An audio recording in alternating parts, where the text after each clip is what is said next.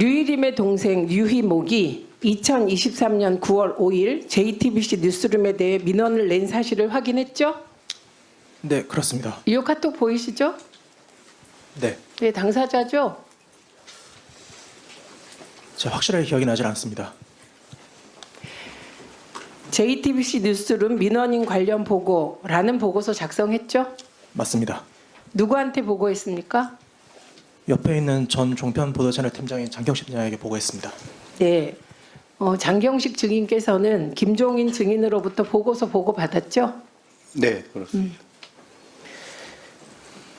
장경식 팀장이 류일임 증인에게 보고하러 간 사실까지는 김종인 증인 알고 있죠? 잘 모르고 있습니다. 장경식 증인, 김종인 증인에게 받은 보고서 류일임에게 보고하러 갔다는 여러 정황이 있고 보고하러 갔죠? 류일임 위원장에게 보고했습니까? 네, 보고했습니다. 김종인 증인 네. 보고했다는데요? 그리고 그 보고한다는 사실을 김종인 증인에게 혹시 얘기하셨습니까? 혹시? 그때 상황을 제가 좀 말씀드리겠습니다. 아마 네. 직원 입장이어서 얘기하기가 곤란할 것 같습니다. 네, 제가 여쭤볼게요. 보고하러 갔다 와서 장경식 증인이 다른 사람들에게 위원장이 잘 찾았다고 극찬했다라고 말씀하신 일이 있습니까? 그게 누군지 모르지만. 네, 그런 얘기를 한 적이 있습니까? 네, 맞습니다. 네. 근데 그동안에는 류일임 위원장에게 보고하지 않았다고 하셨잖아요. 그런데 네. 오늘 그동안의 증언과는 다른 말씀을 하셔서 제가 좀 당황이 되는데요. 여러 차례 과방에서 보고한 적 없다고 하셨는데 갑자기 증언을 바꾸시게 된 혹시 이유가 있을까요? 그 작년 6월, 7월, 9월, 10월 총 5차례 현안 질의하고 청문회 등을 통해서 이렇게 진술을 하게 되었는데요. 그 사실과 다른 내용을 위원님들께 말씀드리면서 그 양심의 가책과 심적 고통을 많이 겪었습니다. 그래서 있는 사실은 있는 사실대로 이렇게 말씀드리는 게 맞겠다 싶었고요. 수사기간 이전에 과방에서 제가 잘못된 진술을 했기 때문에 여기에서 번복하는 것이 맞다고 생각하였습니다. 그 류일임 위원장이 장경식 단장 과거 장경식 단장이 권익위 조사에서 류일임에게 보고하지 않았다라고 진술한 뒤 장경식 단장에게 류일임 위원장이 고맙다, 잘 챙겨주겠다라고 2차례 말한 일은 있습니까? 네, 미안하다 이런 말씀도 같이 하셨습니다. 박정영 감사실장 계십니까? 예. 지금 들으셨죠? 예. 네, 재조사하세요. 관련 사건 재조사하세요. 들어가세요. 재조사 필요성이 제기되고 있지 않습니까? 그냥 답변하십시오. 재조사할 필요성이 생긴 거죠, 지금 이 순간. 제가 알기로는 이 신청을 관련해서 권익위에 저희가 조사 결과는 통보했고요. 권익위에 이 신청을 한 것으로 알고 있습니다. 권익위에서 조사가 이루어질 거라고 잠깐만요. 생각하고요. 방심위 차원에 조사하십시오. 방심위도 일하라고요, 감사실장님. 네, 관련 법과 규정에 따라서 검토해 보겠습니다. 네, 오늘 완전히 다른 증언이 나왔기 때문에 하셔야 됩니다. 김종인 증인은 들어가셔도 좋고요. 예. 구글 부사장 면담 관련해서 몇 말씀 여쭙겠습니다. 네, 류일임과 함께 미국을 방문해서 마컴 에릭슨 구글 부사장을 만난 적 있죠? 네, 네, 근데 그 부사장이 불법 유해 유튜브 콘텐츠를 신속 삭제 차단하겠다고 약속한 적이 있습니까?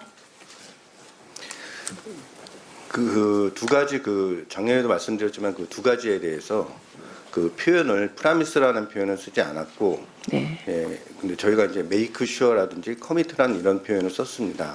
그래서 그 표현에 따라서 당시 이제 저희가 사전에 출장 전에 준비해간 초안과 또 이제 위원장께서 이제 저희한테 보내준 초안에는 초안이 두 가지 초안이 있었는데 그 초안에는 이제 약속이라는 표현이 들어 있었습니다. 이 약속은 없었던 거고요. 네. 류일임 위원장이 자신이 작성한 보도자료 초안을 증인에게 줬다는 것이지요.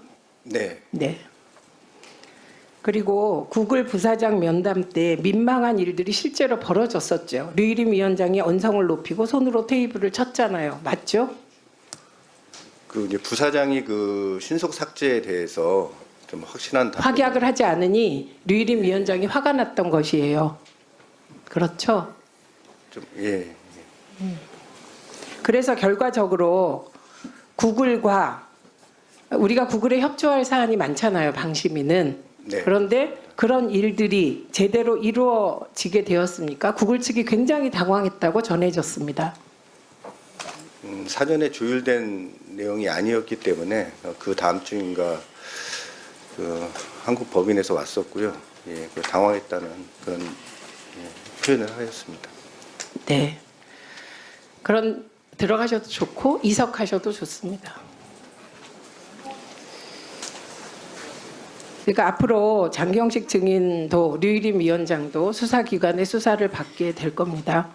오늘 장경식 증인의 네, 12.3 내란 당일날 대검 고위급 검사가 방첩사에 연락을 했고 그리고 서로 소통을 국정원하고도 연락을 주고받고 하면서 결국 선관위에 출동했다라는 사실입니다.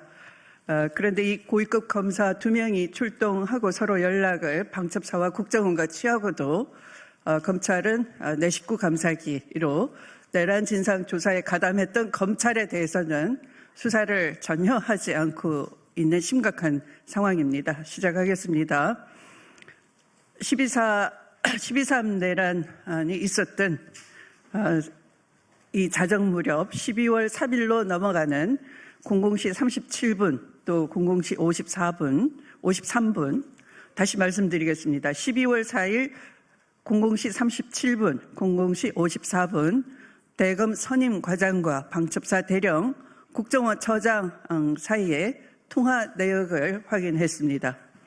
12월 4일 새벽에 대검찰청 과학수사부 고위급 검사 2명이 선관위에 출동했다는 주요 제보를 획득했습니다. 더불어민주당 내란진상조사단은 검찰과 국정원이 12.3 내란에 직접적인 개입이 있었음을 확보된 자료와 제보를 통해 밝히고자 합니다. 12.3 내란 당일 20시 30분경 여인형 방첩사령관은 정성우 방첩사 1처장에게 선관위에 검찰과 국정원에서 올 거다.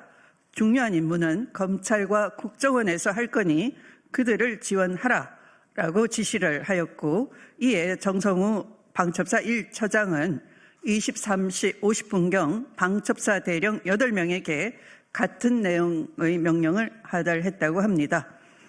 당시 배석한 방첩사 신원보안실 중령은 이를 꼼꼼히 메모까지 한 바 있고 수사기관에 그대로 제출했다고 합니다.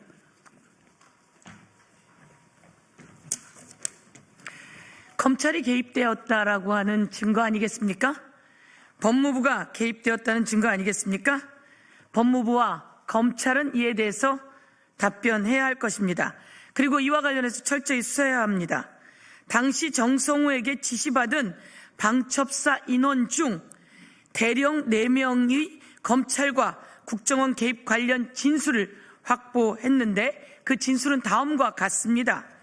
A대령, 정성우 처장이 8명이 모인 회의 자리에서 검찰과 국정원을 언급한 사실이 있습니다. B대령의 진술, 선관위 출동을 앞두고 회의 과정에서 서버를 확보하면 검찰과 국정원이 올 것이고 인계해주면 된다는 이야기를 들었습니다. 그리고 C대령의 진술입니다. 계엄 선포 이후 선관위 출동 전에 정성우 처장이 검찰과 국정원을 언급했습니다. 라는 진술이 있었습니다. 마지막으로 D대령입니다. 선관위에 가서 서버를 확보하면 검찰과 국정원이 올 거다. 거기에 인계해주면 된다는 지시를 받았습니다. 라고 4명의 방첩사 대령 진술은 여인영이 정성우 1처장에게 선관위에 검찰과 국정원이 올 거다. 중요한 임무는 검찰과 국정원에서 할 거니 그들을 지원하라는 지시 내용과 일맥상통합니다. 여인영의 지시와 정성우의 명령 하달 후 12월 4일 0시 37분경 대검찰청 과학수사부 소속 선임과장, 부장검사급입니다. 대검찰청 과학수사부 소속 선임과장, 부장검사급은 방첩사 대령에게 전화를 걸고 약 1분 22초 정도 통화를 하였습니다. 이후 0시 53분경 방첩사 대령은 국가정보원 과학대응처장과 약 2분 2초간 통화하였습니다. 대검찰청 과학수사부 선임과장, 방첩사 대령, 국가정보원 과학대응처장 간의 통화 내역은 이번 처음 밝혀진 것으로서 그 한밤중에 누구의 지시에 의해 대검 선임과장은 왜 방첩사 대령에게 전화를 걸었는지, 어떠한 내용으로 통화를 했는지, 어떤 실행 계획이 있었는지 밝혀야 합니다. 검찰이 경찰이 신청한 김성울에 대한 구속영장을 왜 그토록 궤변을 늘어놓으면서 기각했는지 그 이유와 전모가 드러났다고 보여집니다. 참고로 대검찰청 과학수사부 선임과장은 디지털 포렌식, 거짓말 탐지기, DNA 분석, 사이버 범죄 등을 수사하는 부장검사급 고위검사이고 국정원 과학대응처장은 국가안보수사국 소속 고위공무원으로서 사이버 전문가로 알려져 있습니다. 여인영의 선관위의 검찰과 국정원이 올 것이라는 지시와 대검 선임과장, 방첩사 대령, 국정원 과학대응처장 간 한밤중 통화에 이어 대검찰청 과학수사부 소속 고위급 검사 2명이 과천 선관위를 출동했다는 제보까지 확인되었습니다.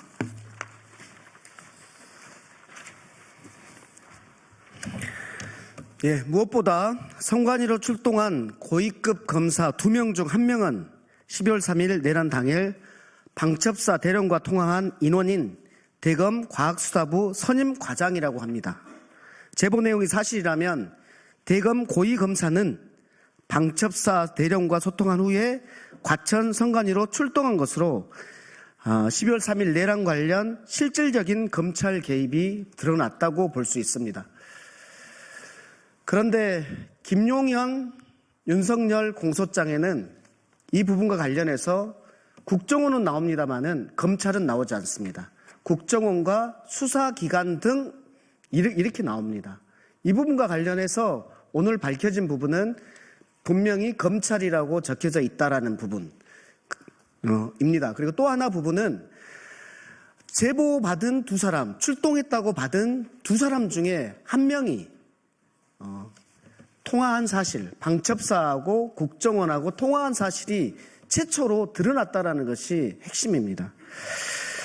여기에 대해서 제가 국정조사 특위에서 5번 질의를 했습니다. 검찰과 법무부는 모두 다 본인들이 조사했는데 이러한 사실이 없다. 뜬소문일 뿐이다라고만 했을 뿐입니다.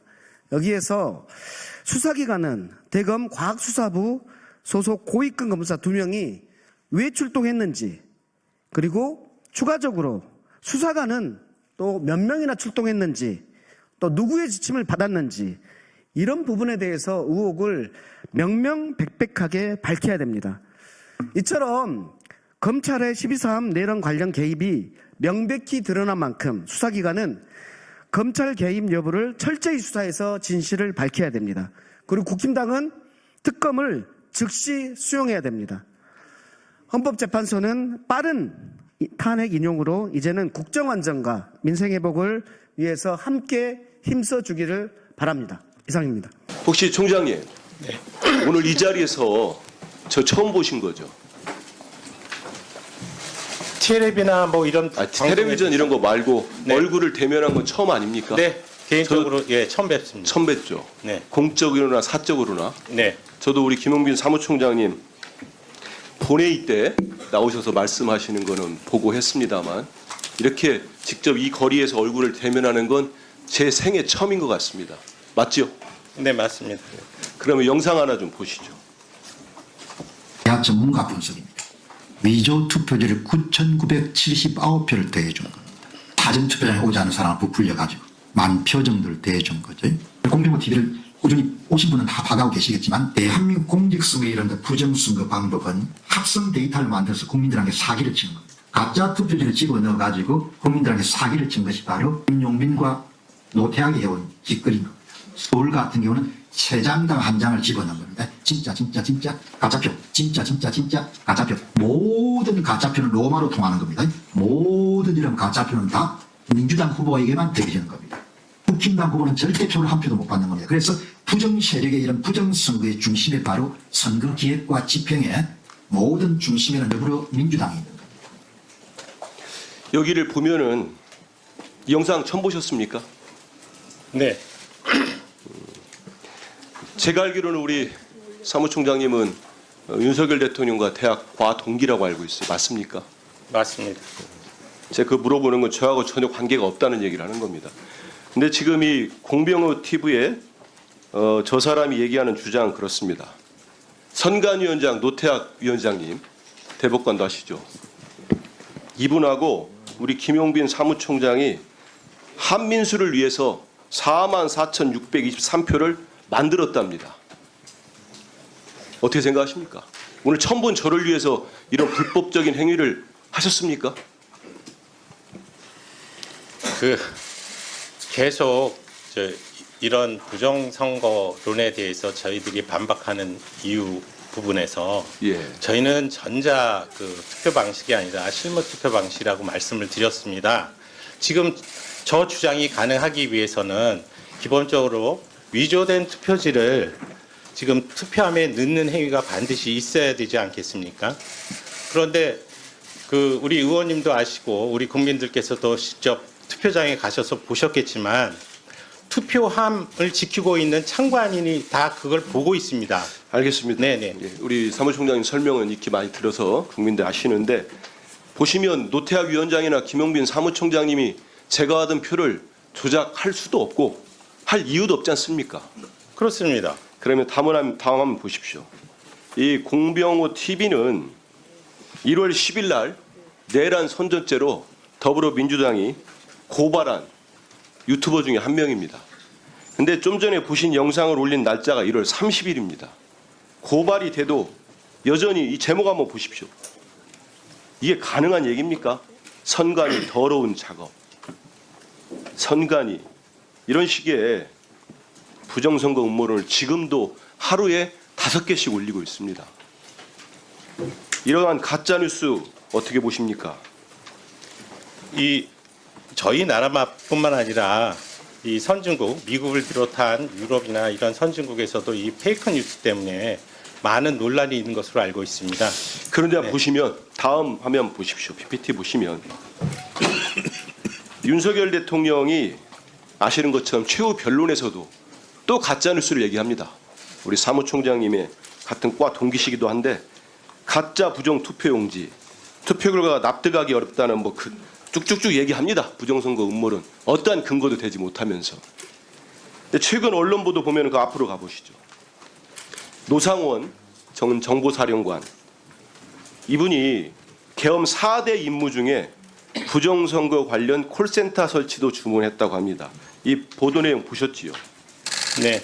선관위 직원을 수용할 공간, 수방사 비원 벙커, 선관위 직원 30여 명에게 질문할 공간, 양심 고백을 하고 콜센터를 설치하고 지시를 불이행하면 체포 조치, 경고를 한다.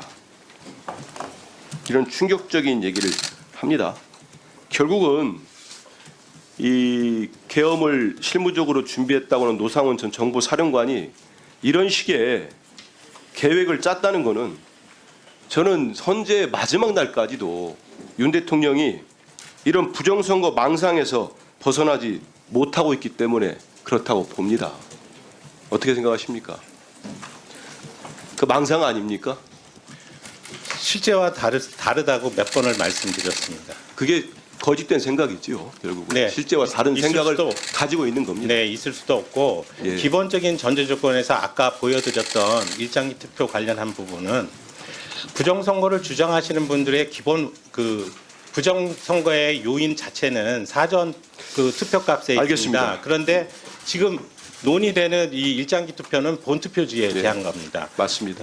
그 넘겨주십시오. 일장지 투표지를 말씀하셨으니까 시간이 참 많이 가고 있습니다. 좀 전에 말씀하신 것처럼 일장지 투표는 있을 수가 없는 겁니다. 네, 아니 그것뿐만 아니라 그들이 주장하는 논리에도 어긋난다는 취지입니다. 맞습니다. 본투표에서도 저런 그러니까 선거 부실로 인한 것은 맞는데 부정선거에 소위 그 조작된 부정선거가 있으려면 사전 투표값을 조작을 해야 된다는 것이 전제가 되는데 이것은 그거하고 관계가 없지 않습니까? 네.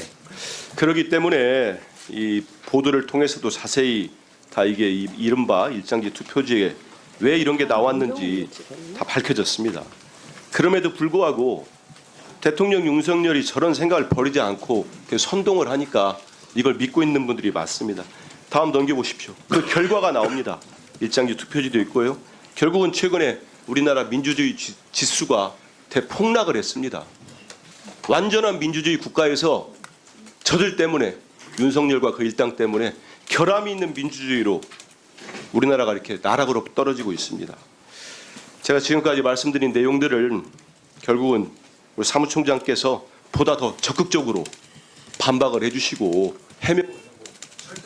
제일 우려되는 점들이 그런 거예요. 말을 하지 않는 게 제일 위험한데 특히 권한이 생기면 정말로 주변이 입을 닫기 시작해요. 그렇죠. 네.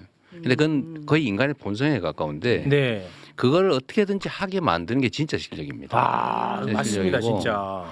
또 한 가지는 이제 저에 대한 선입관 중에 하나가 뭐냐면 뭔가 일을 정하면 포기하지 않고 해내는 이제 그런 면이 있는데 그 결정 과정은 정말로 치열하게 토론하고 의견 수렴해서 하는데 한번 정하면 네. 정말로 성과를 내잖아요. 네. 그러니까 이 결정 과정은 안 보여요. 그러니까 외화되는 집행 과정만 보이니까 약간 뭐 이런 불도저, 네네네. 전차 같은 느낌을 느낀대요. 네. 결정 과정이 실제 그렇지는 않습니다. 아. 그래서 그 보시면 알지만 결정된 걸 집행하는 과정에서 그 결정이 잘못돼서 문제된 경우는 거의 없습니다. 정말로 치밀하게 토론하고 수용하고 위험성을 다 1, 2, 3 안까지 다 만들기 때문에 네. A, B, C, D 안을 다 만들기 때문에 사실은 실패가 거의 없는 편이죠. 그럼 마음 편히 비판하겠습니다. 꼭 해주시길 바랍니다. 오늘 지켜봅니다. 단 4가지만 있으면 됩니다. 우리 저 이재명 대표님의 지지자 여러분들, 저는 이제 허락을 받았습니다요. 네. 자유롭게. 네. 자유롭게 갑니다, 저는. 네. 네. 자, 지난 대선 이후 오늘 이제 첫 만남이니까 지난 대선 때 이야기부터 좀 네. 잠깐 좀 해보고 싶습니다. 2022년 3월 9일 대선 투표가 있었는데 있었죠. 개표가 이제 어느 정도 완료가 되면은 당선자가 그 연설을 하지 않습니까? 네. 근데 저는 그때 윤석열이 단상에서 그걸 하는 모습을 떠올릴 때마다 정말 죽고 싶었거든요. 정말 너무너무 끔찍했었어. 네. 그런데 그 끔찍한 일이 0.73% 포인트 차로 일어나 버렸잖아요. 그렇죠. 그리고 저는 3월 10일에 방송을 해야만 하는데 와, 저는 아직도 생생하게 너무 힘들었어요. 그날 트라우마였어요. 진짜 너무 힘들었는데 네, 맞습니다. 인간 이재명은 어떠했는지 저는 굉장히 궁금합니다. 뭐 아까도 말씀드렸는데 저는 이제 일어날 수 있는 가능한 경우를 다 상정해서 사실 미리미리 대비를 다 하는 편이에요. 네. 그러니까 가장 상황이 좋을 때도 안 좋은 상황이 벌어졌을 경우를 대비를 해놔야 되기 때문에 저는 양쪽을 다 생각해놨죠. 생각해놓고 물론 뭐 다 준비도 하고. 그런데 저는 처음에 개표를 할 때 우리가 많이 앞섰잖아요. 네. 근데 이게 좀 좁혀 들어가더라고요. 밤 12시 넘어 1시 좀 넘으면서 졌구나. 그때는 거의 따라잡힌 상태. 네. 결국은 지겠구나. 그래서 결국 졌고 이럴 거면 깔끔하게 빨리 정리를 해줘야 된다. 근데 미련을 갖게 되면 갈등이 격화되잖아요. 네. 진측은 더보다 미세한 차이로 질 것 같은데 그러면 이제 미련 남고 저쪽은 불안하고 자칫 잘못하면 이게 충돌이 발생할 수도 있어서 제가 빨리 정리를 해준 거예요. 네. 그리고 그쪽이 저는 사실은 저도 걱정했죠. 똑같이. 지금의 이런 상황 비슷한 게 발생할 가능성이 높다라고 그러니까요. 생각했는데 이제 일방통행 때문에 네. 그래도 우리가 협력하고 우리가 좀 개방적인 태도를 취하면 이제 여야가 서로 역할을 조금씩 나누고 존중하고 하면 상상했던 것보다는 좀 완화할 수 있지 않겠냐 생각을 해서 제가 최대한 예우를 갖춰서 빨리 승복하고 또 최대한 격려해주고 우리 깔끔하게 승복하자라고 했던 건데 지금 생각하면 그때는 뭐 최선의 선택을 했다고 생각하는데 지금 벌어진 일을 보면 하여튼 그 결과에 대해서는 참 가슴 칠 일이죠. 그러나 그건 뭐 결국은 제 잘못이죠. 제 부족함 때문이니까. 이게 선거 과정에 직접 맞상대하셨잖아요. 네. 우리가 보기에도 워낙 자질부족이어서 대통령이 돼도 잘할 거라고 누구도 생각지는 않았지만요. 그럼요. 이런 식의 폭주에다가 나중에는 계엄에 계엄까지 하리라는 건 상상을 못했는데 혹시 선거 패배 후에 저자가 거기까지 나갈지 모른다 그러니까 꼭 계엄이라기보다 완전히 폭주 기관차가 될지도 모르겠다는 예감을 하셨어요? 2022년 연말 정도부터 제 생일날 소환장을 소환을 하더라고요. 그래서 이것도 뭐 좀 그렇구나. 그리고 이제 막 수사를 아주 가혹하게 하고 막 없는 거 만들고 막 압박해서 일 벌어지고 이런 걸 보면서 이게 이렇게 제거하려고 하나? 그 걱정을 했었고 이제 아시다시피 이제 2023년은 이제 1년 내내 이재명을 잡아넣느냐 뭐 마느냐로 세월 다 보내버렸고. 네. 2024년 이제 총선이 되면서 그 언저리에서부터 이 사고를 치겠다. 그래서 제가 사실 2024년 총선 때 정말로 스트레스가 많았는데 만약에 이 총선에서 우리가 지면 과반을 뺏기면 나라가 완전히 망해버리겠다. 네. 지금 이 행정 권력만 가지고도 이 비정상적인 행태를 보이는데 입법권까지 장악하면 완전히 다 뜯어 고치고 완전히 엉망진창을 만들 것 같아서 저는 총선이 정말 스트레스였어요. 그러나 저는 이제 국민들을 믿으니까 이렇게 엉망진창을 하는데 국민들이 또 그쪽을 선택하지는 않을 거다라고 믿기는 하지만 또 모르는 거잖아요. 그렇죠. 막 순간순간 선택하는 과정에서 뭐 지지율이 역전됐다고 그러질 않나. 뭐 그랬었죠. 우리 과반을 뺏길 거라고 그러질 않나. 그 와중에 어쨌든 유시민 그 작가님하고 여론조사 꽃 이런 게 많이 도움이 됐죠. 많이 도움이 됐고 총선 전에 제가 이미 이 계엄 얘기를 그때는 경비계엄 경찰에 군이 치안 지원을 하기 위한 작전을 짜고 있다 이 얘기는 내가 들었는데 계엄을 해서 영구집권을 하려고 그러는구나 라는 생각을 했죠. 결국 막 계속 내리막이었던 거예요. 그렇습니다. 그 낙선하신 0.73%로 낙선하신 다음 대선 날 때 통화를 했어요. 대표님하고요? 두 분은 전화 별로 안 받는데 받았던 사람 중에 그냥 너무 억울해가지고 제 마음에 가까워 둘이. 아니 그러니까 너무 억울해서 제가 막 울었어요.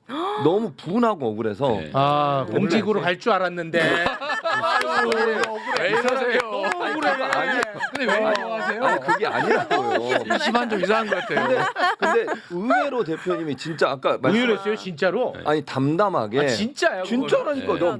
아니 뭐 이게 사적인 전화니까 충분히 진짜? 뭐 만약에 갑수 선생님이 얘기했던 것처럼 정말 그 생각했다면 저 사람 큰일 날 사람 이런 얘기 하실 수 있잖아요. 그런 얘기 전혀 안 하시고 가능한가? 본인이 부족해서 그렇게 됐습니다. 미안합니다. 그러는 거예요, 저한테. 내가 얼마나 황당하겠어요. 우리는 그러니까 보는 사람은 너무 막 화가 나잖아요. 어떻게 이런 일이 벌어질 수 있을까? 그리고 여론조사 그 방송 여론조사도 거의 붙어 있었고 어떤 건 또 앞서는 것도 있었잖아요. 그러니까 기대를 하고 있었는데 그런 경우가 나오고 또 윤석열 같은 사람이 대통령이 된다는 게 대한 분노감이 차오르는데 그게 크죠. 근데 대표님은 그때 정말로 담담했어요. 그러니까 저는 우는데 본인은 그냥 가만 계시더라고. 집에서 혼자 우신 거 아니죠? 아니 제가 그 비밀입니다. 저는 궁금한 게 3년 전에 대선 후보 이재명과 3년 후 대선 후보 이재명이 가장 크게 달라진 점이 있다면 어떤 게 있을까요? 많이 달라졌죠. 달라지신 것 같아요. 뭘로 말로 표현할 수는 없는데. 뭐 집착이 좀 많이 줄어들고 또 이해하는 면이 폭이 넓어진 것 같아요. 어쩌면 인생에 대해서도 삶에 대해서도 그렇고 상대에 대해서도 좀 더 폭이 넓어진 것 같습니다. 제가 요새 제가 정치인들한테 정치를 하면서 행복하십니까? 정치인이 행복해야 돼요. 그런데 제가 보기에는 일부러 지옥을 만들어 가지고 그 지옥 안에 일부러 들어가서 지옥의 고통을 스스로 겪고 있는 것 같더라고요. 그 덕에 예를 들면 언론이든 아니면 국민의힘이든 아니면 대통령 쪽이든 이때까지 그렇게 공격을 많이 하는 덕분에 우리가 도상 훈련도 많이 하게 됐고 미리 대비를 마음의 준비도 많이 했고 사전 경고를 대비도 계속 많이 해서 해왔잖아요. 네. 사실은 이 극복의 한 동인이 되기도 했어요. 그래서 이 문제도 일단 계엄은 선포됐고 믿지 않았지만 할 수 있는 일은 최대한 단시간 내에 계엄 해제를 위해서 국회가 의결을 하는 거고 안 되더라도 모여서 싸워야 되고 피한다고 체포를 면하거나 할 수 있는 게 아니니까. 그래서 저희가 가면서 어쨌든 뭐 전화도 하고 뭐 등등 이런 조치하고 방송하고 해서 대응을 했는데 정말로 우리 최욱 선생이 이야기한 것처럼 개개의 요인으로 따져보면 정말로 우연히 겹쳐서 이 거대한 역사를 만든 거죠. 그러나 전체로 보면 결국 저는 이 내란 사태는 국민의 저력에 의해서 극복됐을 것이다. 다만 얼만큼 시간이 걸렸을까? 얼마나 많은 피를 흘렸을까? 얼마나 많이 망가진 다음에 복구되었을까? 이제 요것만 남는 거죠. 저는 우리 국가 공동체 대한민국이 매우 건강한 신체라고 보는데 누군가가 노상강도한테 당한 것처럼 칼에 찔렸잖아요. 깊이 찔릴 수도 있고 얕게 찔릴 수도 있고 찔리지 않은 상태에서 방어할 수도 있는데 그러나 결국은 그 노상강도 정도는 극복할 거다. 마치 병에 걸린 것처럼 갑자기 전염병 걸린 것처럼 열은 나겠지만 결국 싸워서 이겨냈을 거라고 저는 믿어요. 다만 최대한 단시간 내에 희생을 최소화하고 극복하는 게 우리의 과제인데 결국 정치인들이라고 하는 민주당 국회의원들 또는 국회 야당 의원들이 제일 먼저 책임져야 되잖아요. 국민들이 막는 거는 의무는 아니잖아요. 우리는 의무잖아요. 그래서 최선을 다한 거죠. 그런데 정말로 다행스럽게도 유혈 충돌 없이 수습된 겁니다. 진짜 정말 하나님이 보호하사예요. 너무 감사하죠. 요새 우리 애국가 가사가 가끔 또 너무 감사해요. 하나님 보호하사. 대한민국 정말 위대하다. 맞습니다. 하나님 보호하사. 그 내란과 관련해서 시간이 없어서 짧게 그 민원 하나만 넣고 넘어가겠습니다. 그 검찰이 그 김성훈 차장 구속 계속 지금 맡고 있지 않습니까?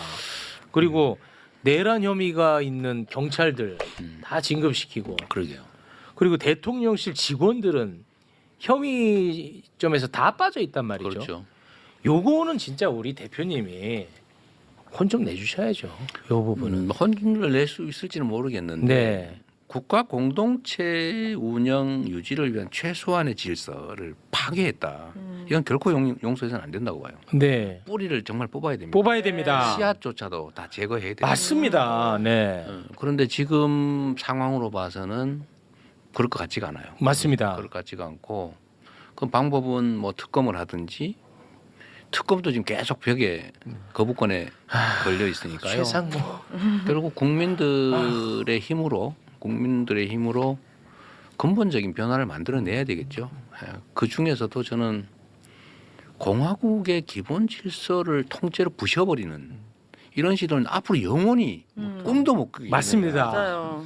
이건 있을 수 없어요. 있을 수 없어요. 뇌물 받아 먹고 뭐 어디 부정부패 저지르고 이런 거야 뭐 있을 수 있는 거고 그 제지하고 제도적으로 막고 하면 되잖아요. 근데 이 민주공화국의 헌정 질서를 파괴하는 행위를 이거는 안 되지. 또는 거기에 동조하는 행위를 그걸 선동하는 행위를 그걸 용인하면 그렇습니다. 전 세계에서 대한민국을 뭘로 보겠어요. 맞습니다. 그래서 이 문제는 철저히 가려내야 되겠다 그 생각을 합니다. 대표님은 뭐 충분한 의지가 있다 이렇게 저희가 받아들이겠습니다. 이거는 근본에 관한 문제여서요. 알겠습니다. 반드시 가려내고 책임 물어야 됩니다. 이 내란 사태 수습 또 일단 뭐 급선무긴 하겠습니다만 이거 다 수습하고 나면 우리가 그 전에 계속 윤석열 정부의 문제 점들을 하나씩 다 접했던 네. 뭐 이태원 참사라든지 최상병 수사 무마, 양평 고속도로 명품백 수사와 수사 무마, 도이치모터스 주가 조작 수사와 수사 무마, 삼부토건 주가 조작, 너무 많네. 마약 수사와 마약 네. 수사 무마, 마약은 진짜 심각해. 예, 이런 마약 거. 심각합니다. 그리고 또 하나 우리 대표님이 뭐 15건 기소됐든 검찰. 윤석열 검찰의 수사 전수조사까지 뭐 이런 거를 좀 한번 어떻게 좀 정리해 줄 수 있을까 모르겠습니다. 근데 그 검찰의 권한 남용 문제는 사실 정말 심각한데요. 제가 듣기로는 수원지검 또 서울지검에 민생범죄 수사가 안 되고 있대요.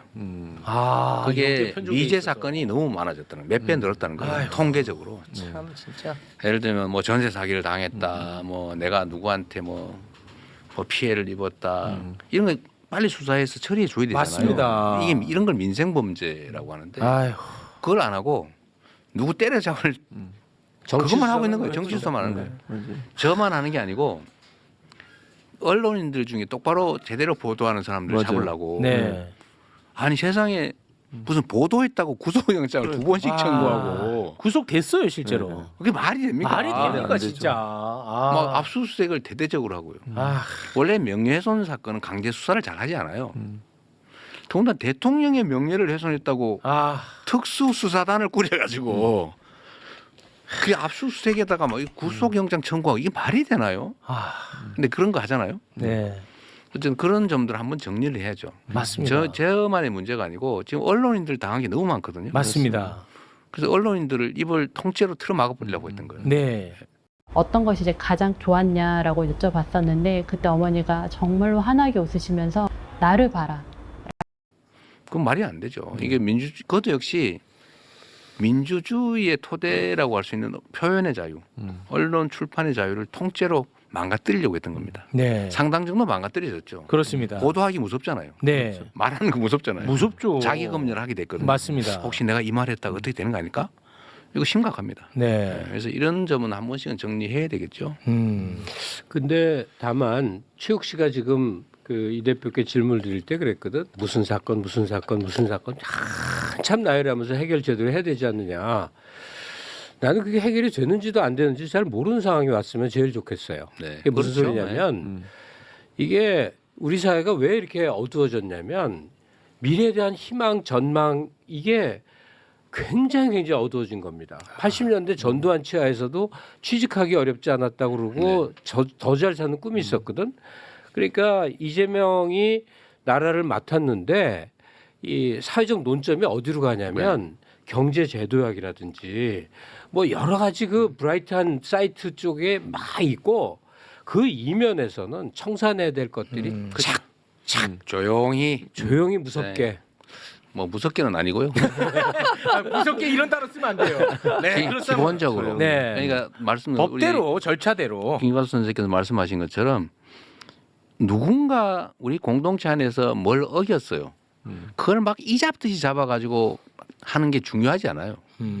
그거는 우리 함께 살아가기 위한 과정과 수단의 일부일 뿐이거든요. 네.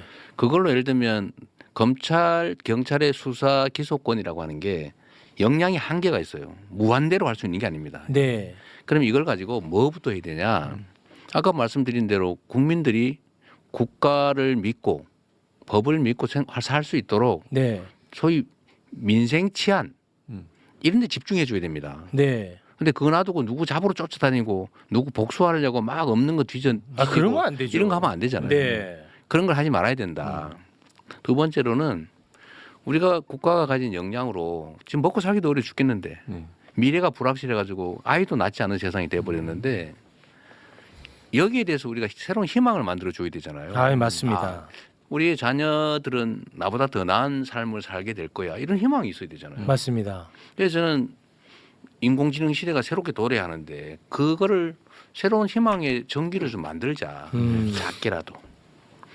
만들 수 있거든요. 또는 전 세계가 대한민국 그 소위 문화에 심취해 있잖아요. 얼마나 큰 기회입니까? 네. 이 강력한 소프트 파워거든요. 이거 잘 키워가지고 예를 들면 우리나라가 전 세계에서 대외 원조를 가장 많이 하는 쪽으로 급상승하고 있어요.